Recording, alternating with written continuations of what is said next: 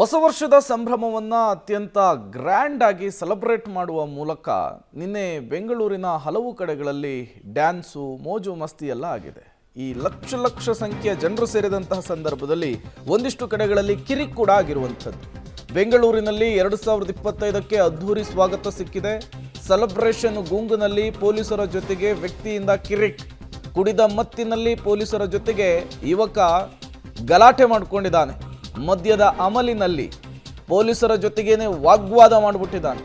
ಕಿರಿಕ್ ಮಾಡಿದಂತಹ ಯುವಕನಿಗೆ ಪೊಲೀಸರಿಂದ ಲಾಠಿ ಬಿಸಿಯನ್ನು ತೋರಿಸಿ ಪೊಲೀಸರು ಎಳೆದೊಯ್ದಿದ್ದಾರೆ.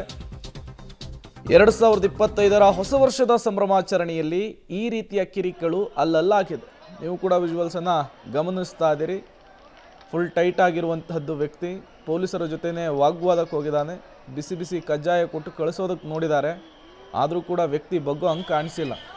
ಇರು ಮಾಡ್ತೀವಿ ಅಂಥೇಳಿ ಪೊಲೀಸರು ತಮ್ಮ ವಾಹನಕ್ಕೆ ಹಾಕ್ಕೊಂಡು ಹೋಗಿರುವಂಥದ್ದು.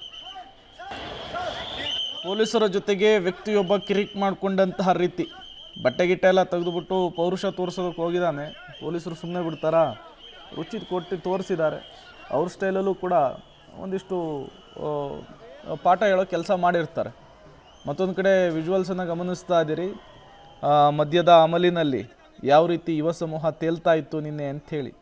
ಅದರಲ್ಲೂ ಮಹಿಳೆಯರಂತೂ ನಿನ್ನೆ ಪಾರ್ಟಿಯಲ್ಲಿ ಭಾಗಿಯಾದಂತಹ ರೀತಿ, ಪಾರ್ಟಿ ಮುಗಿದ ಮೇಲೆ ಅವರು ಹೊರಬಂದಂತಹ ರೀತಿ, ಅದೆಲ್ಲವನ್ನು ಕೂಡ ನೀವು ಸ್ಕ್ರೀನ್ ಮೇಲೆ ಗಮನಿಸ್ತೇವೆ. ಪ್ರತಿ ವರ್ಷದ ಸಂಭ್ರಮಾಚರಣೆಯಲ್ಲೂ ಕೂಡ ಈ ರೀತಿಯ ಒಂದಿಷ್ಟು ಬೆಳವಣಿಗೆಗಳು ಆಗ್ತಾನೆ ಇರುತ್ತೆ.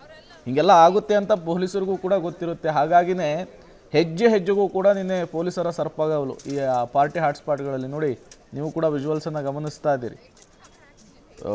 ಆ ಎಣ್ಣೆ ಕುಡಿದಿರೋ ರೇಂಜಿಗೆ ನಡೆದಾಡೋಕ್ಕೆ ಆಗ್ತಾ ಇಲ್ಲ, ಭೂಮಿ ಮೇಲೆ ನಿಲ್ಲೋದಕ್ಕೆ ಆಗ್ತಾ ಇಲ್ಲ. ಕೆಲವರನ್ನೆಲ್ಲ ಎತ್ಕೊಂಡು ಹೋಗಿರುವಂತಹ ಪ್ರಸಂಗ ನಡೆದಿದೆ. ಇಂಥವ್ರು ಇರ್ತಾರೆ ಅಂತಲೇ ಪೊಲೀಸರು ಆ್ಯಂಬುಲೆನ್ಸ್ನೆಲ್ಲ ರೆಡಿ ಮಾಡಿಕೊಂಡಿದ್ರು. ಮಾರುದ್ದಕ್ಕೆಲ್ಲ ಅವರನ್ನು ಸೇಫ್ಟಿ ಮಾಡುವಂತಹ ದೃಷ್ಟಿಯಲ್ಲಿ ಒಂದಿಷ್ಟು ಕ್ರಮಗಳನ್ನು ಕೂಡ ತೆಗೆದುಕೊಂಡಿದ್ರು.